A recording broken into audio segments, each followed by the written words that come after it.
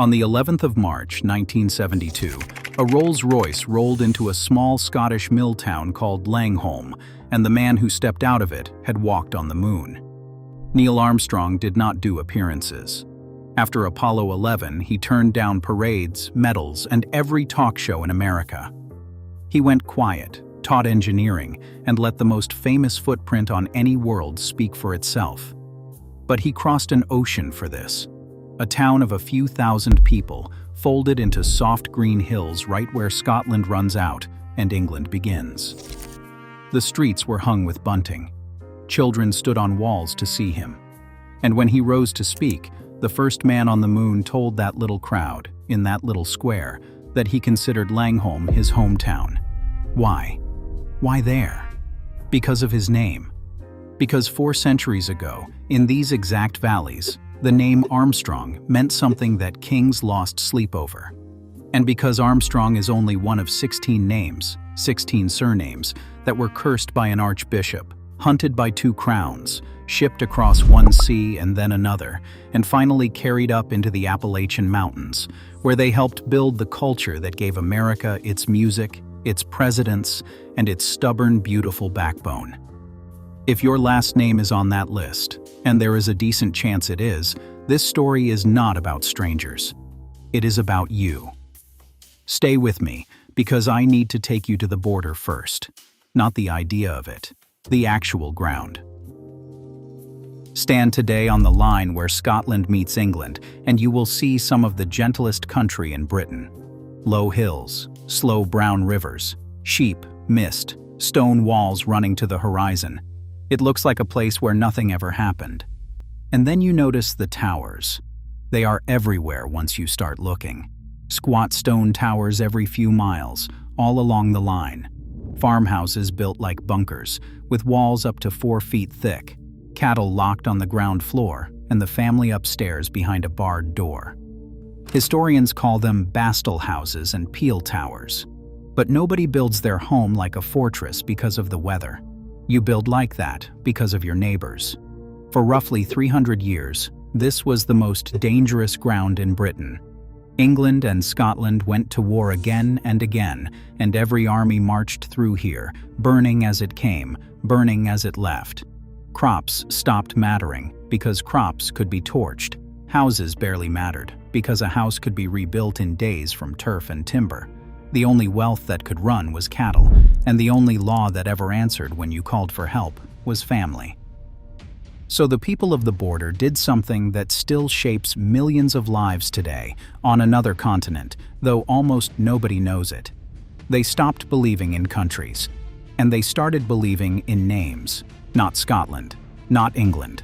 Armstrong, Elliot, Nixon, Crozier, Bell, Graham, Irvine, Johnstone, Maxwell, Little, Moffat, Scott, Kerr, Rutherford, Hall, Young.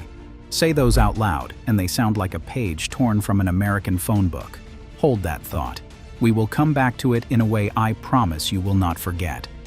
On the border, your surname was your country. It was your army, your insurance policy, your court of appeal, and your only real passport.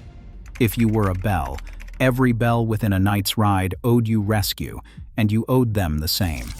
The families rode out on long autumn and winter nights, hard little ponies, leather jacks, helmets they called steel bonnets, and they lifted cattle from whoever had cattle. English, Scottish, it genuinely did not matter. The riding was called reiving. The riders were reivers, and each family of riders was known simply as a name. Picture one of those nights, because your ancestors may have lived one. Cloud sliding off a full moon.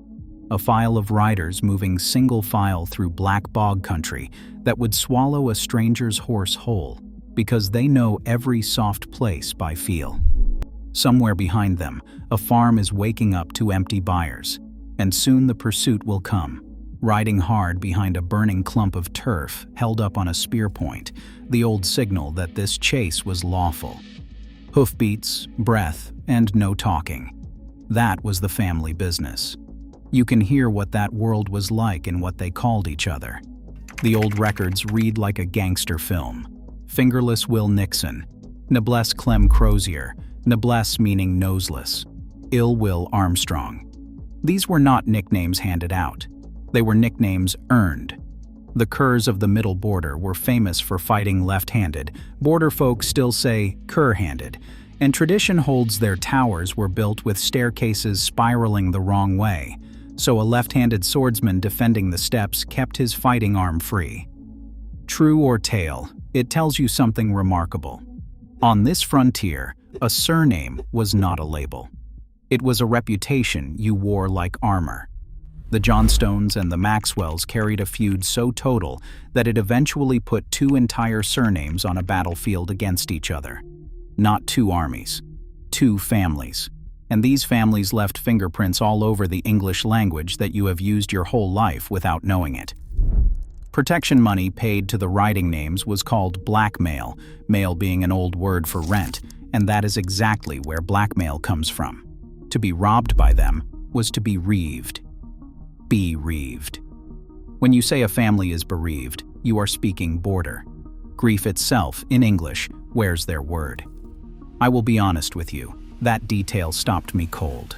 A people so good at taking things that the language still uses their verb for loss. But the rating is only the surface of this story. Because what the crowns of England and Scotland did to these 16 families next is the part that echoes all the way to the Blue Ridge Mountains. By the early 1500s, the riding names had grown into something like frontier mafias, and the greatest of them all was the name Neil Armstrong would one day carry to the moon. From a tower above the River Esk, a tower you can still climb today, minutes from Langholm, a man called Johnny Armstrong of Gilnockie ran a protection network that reached deep into England, all the way to the Tyne. It was said that nothing of value stood between his door and Newcastle that did not quietly pay him to be left alone. The kings noticed, and the first weapon they reached for was God. In 1525, the Archbishop of Glasgow wrote a curse against the riding families. Not a line, not a paragraph. More than 1,000 words of it, ordered to be read aloud from every pulpit along the Scottish side of the border. It cursed their heads and all the hairs of their heads, their faces, their mouths, their tongues, their teeth. It cursed them riding and walking, standing and lying, at home and away. It cursed their wives, their children, their crops, their cattle, and their horses. Imagine sitting in a cold stone church, candle smoke in the air, and hearing your own family name inside that. Here is the strange part. The curse never really died. 5 centuries later, the English border city of Carlisle carved a piece of that same curse onto a massive granite boulder as public art, and set it in an underpass with the old riding surnames written into the path around it. In the years that followed, the city flooded. Livestock disease swept the region. The football team collapsed, and some locals, half joking and some not joking at all, publicly demanded the cursed stone be destroyed.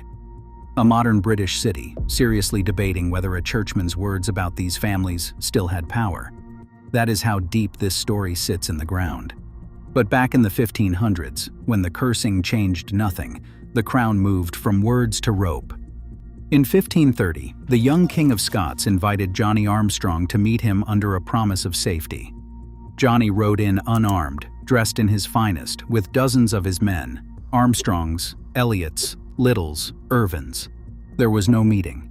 They were seized and hanged on the spot from the nearest trees, without trial. The ballad the border sang about it afterwards holds a line that still lands like a stone in the chest. I have asked grace at a graceless face. The graves are still there, beside a quiet roadside chapel at Cairlinrig. People still stop, people still leave flowers. And here is what tells you everything about these families. The hangings did not work.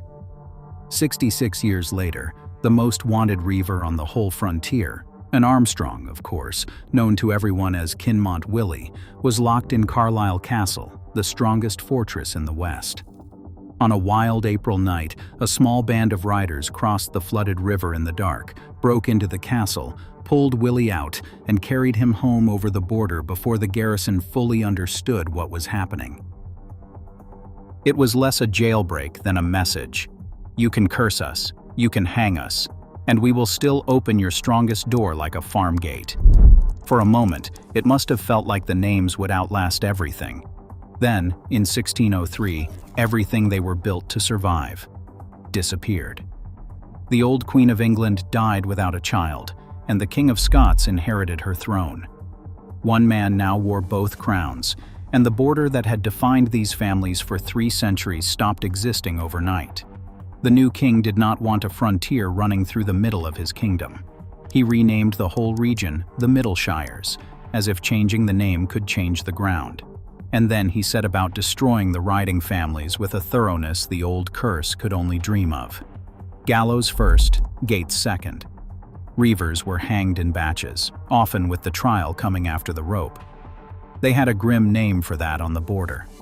Fortified towers were pulled down, weapons were outlawed. And this is the detail that tells you what the crown truly feared. Even their horses were legislated against. A government, frightened of a people's riding. For the Grahams, the crown invented something worse than hanging. In 1606, whole Graham households on the western border had their lands confiscated and were forced onto ships bound for Ireland, with orders never to return. The records speak of 90 families, singled out purely by name. Family tradition says some Grahams who crept back home survived by spelling the name backwards, Maharg, hiding inside their own surname like men hiding in a hollow tree. Sit with that image for a second. A family so marked that the only safe way to carry its name was in reverse. The king believed he was ending the story of the riding names. In reality, he was mailing it to America. He just did not know it yet. Before we cross the water, if one of these 16 names is yours, or your mother's, or your grandmother's, tell me which one in the comments as we go, because I genuinely read them. And if you want to know where the old names traveled, subscribe, because following family lines across oceans is what we do here every single week. Ireland was supposed to be a punishment, and for a while it was. The deported Grahams were dumped on poor ground and scattered within a couple of years. But the border families kept arriving in Ulster just as the crown was planting that province with Protestant settlers, and the riding names did what they had always done on hard ground. They dug in, and they multiplied. 2 generations later, an official census of Ulster reads like a muster roll from the old frontier: Armstrong, Johnston, Elliot, Irvine, Graham, Nixon, Crozier, Bell, Kerr, listed among the principal names of the settlement, nowhere thicker than in County Fermanagh. Walk through that county today, and the old riding names still fill the shop signs and the phone book. The border had not died, it had changed its address. But Ulster never fully became home either. Rents climbed until good farms could not pay them. These families were now mostly Presbyterian, and the law treated Presbyterians as second-class subjects in the very province they had been sent to hold. Harvests failed, and these were people whose entire inherited instinct, sharpened over 300 years, said the same thing. When the ground turns against you, you move, and you move as a name, together. So, beginning in 1717, they went down to the ships. The ships were nothing gentle. Overcrowded cargo vessels refitted for people, weeks on a cold ocean, families sleeping against the hull with everything they owned. And still they came, wave after wave, decade after decade, until 250,000 people from Ulster and the old border counties had crossed the Atlantic. Whole congregations sailed together, whole family networks sailed together. And when they walked down the gangplanks at Philadelphia, they discovered that the comfortable coastal colonies did not much want them. Too rough, too clannish, too armed. So the polite gentry pointed these difficult newcomers toward the one place nobody else would go: the frontier. Read that again, because it is the hinge of this entire story. The border families were pushed to the edge of America because they were good at edges. Colonial officials openly valued them as a human shield for the dangerous backcountry. It was the old debatable land all over again, except this time, the disputed ground was a mountain range 1,500 miles long. So they walked, down the Great Wagon Road, through the Shenandoah Valley, into the Carolina backcountry, and up into the folds of the Appalachians. And I want you to try to feel what they felt when they got there, because I do not believe it was despair. Green ridges stacked to the horizon, mist pooling in the hollows, thin soil, hard winters, no law worth mentioning, and no government coming to help. Every other settler group looked at Appalachia and saw a wilderness. The border names looked at Appalachia and saw the one thing they never expected to find again: home. They built the way they had always built, quick, defensible log cabins, because their people had learned centuries ago never to invest in a house that soldiers could burn. They settled the way they had always settled, by kin, a whole surname to a creek, a whole family network to a valley. They kept their politics, family first, outsiders maybe, government never. They kept their whiskey, and when a distant state eventually taxed it, they kept making it in the dark, because paying a far-off authority for what your own hands produced was, to a border mind, just blackmail with paperwork. And when mountain families later fell into generational feuds, the Hatfields, the McCoys, the newspapers called it savagery. But a border warden from the 1500s would have recognized it in a heartbeat. It was the old law of the name, transplanted whole. And then the names started climbing. The man many still call the first backcountry president, Andrew Jackson, was born in the Carolina Hills to fresh Ulster emigrants, raw, vengeful, fiercely loyal to his own, and allergic to being governed. The old border would have understood him in about 4 seconds. But the moment I really want you to see comes much later. January 1969. The inauguration of an American president, broadcast around the world. On the platform stood Richard Nixon, taking the oath of office. Beside him, the outgoing president, Lyndon Johnson. And beside them both, leading the prayer, stood the most famous preacher on earth, Billy Graham. Across the Atlantic, a writer named George MacDonald Fraser was watching. Fraser had been born in Carlisle, on the Old English side of the line, and he was just then finishing what would become the definitive history of the Reivers. And as he watched, he felt a shudder go through him. Because he was not seeing 3 American leaders. He was seeing Nixon, Johnston, and Graham, 3 of the great riding names of the old western border. Families that had raided and feuded and survived within a few miles of each other, now standing side by side at the summit of the most powerful nation in human history. He wrote that it took almost no imagination to swap their tailored suits for leather jacks and steel bonnets. The faces, he said, would fit the frontier perfectly. The crown had hanged these names. The church had cursed them by the 1,000 words. And there they stood, running the 20th century. That same summer, it somehow got better. In July, hundreds of millions of people watched a quiet farm boy from Ohio climb down a ladder onto the moon. His family line ran back through Pennsylvania, back through Ulster, back to the valleys around Langholm. His name was Armstrong. The first surname ever carried to another world was a Border Reiver name. I keep turning that over, and it refuses to get smaller. The family a king hanged from trees for riding too well. First to ride to the moon. And it is not just power, it is the music. This is the part of the story that gets me somewhere underneath the ribs. In 1916, an English song collector arrived in America, convinced the country had no real folk music of its own. Then someone told him about the mountains. So he went, summer after summer, on foot and on mule tracks, knocking on cabin doors through the Appalachian backcountry with a notebook. And what he found stunned him. Families who could not read a note of music, singing hundreds of verses flawlessly from memory.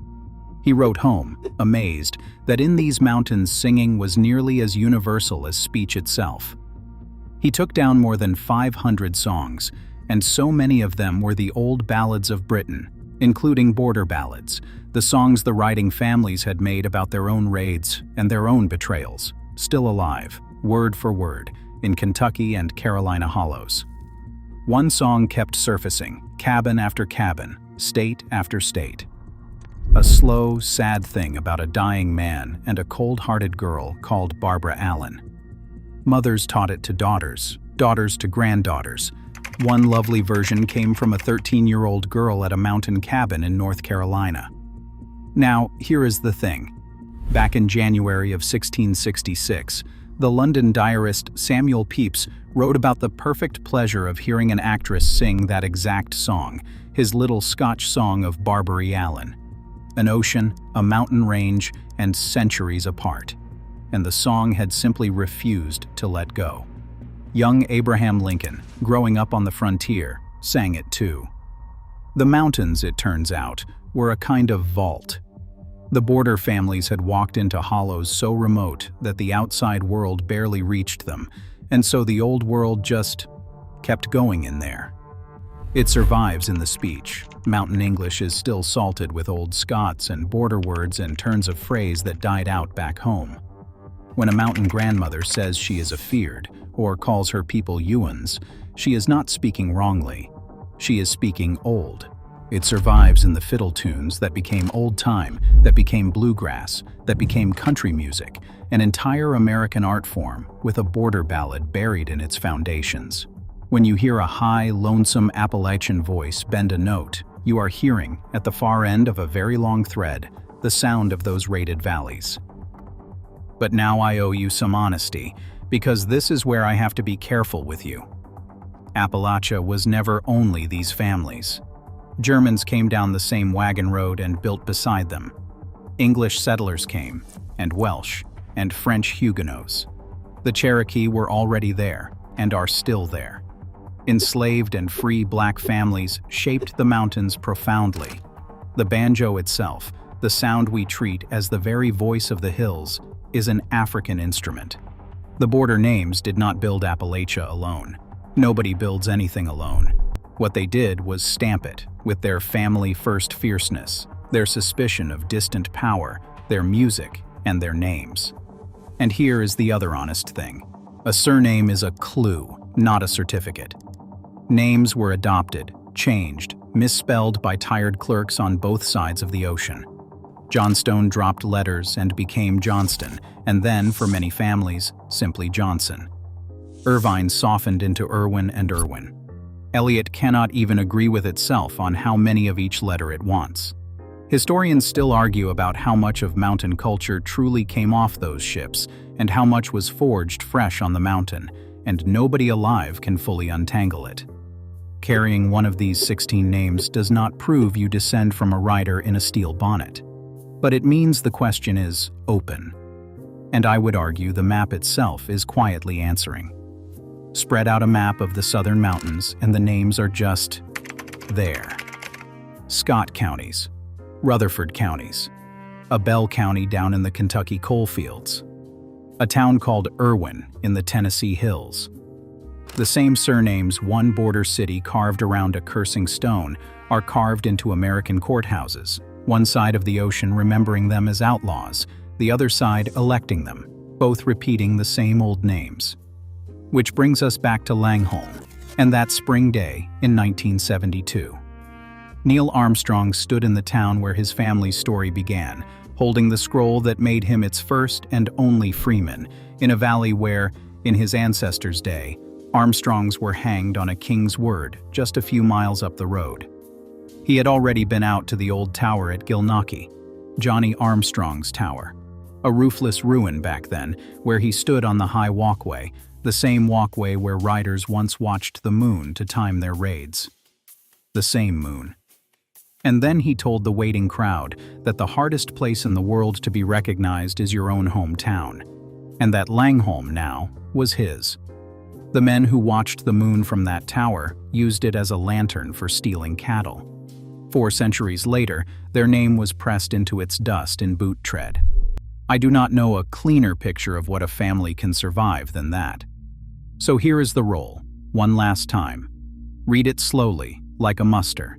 Armstrong, Eliot, Nixon, Crozier, Bell, Graham, Irvine, Johnstone, Maxwell, Little, Moffat, Scott, Kerr, Rutherford, Hall, Young. 16 names that were cursed from pulpits, hanged from trees, and banished across the sea by name, and that answered, in time, by helping to raise the mountain's music, the frontier's spine, the White House more than once, and the first boot print on another world. They were told, in 1,000 words of curse, that they were damned from the tops of their heads to the soles of their feet. Their feet ended up further from that pulpit than any feet in human history. If one of these names is yours, then you are not just watching this story. You may be its latest sentence. Say your name out loud tonight. Somewhere behind it, there may be a tower, a valley, a ship, a wagon road, and a mountain, all still holding on.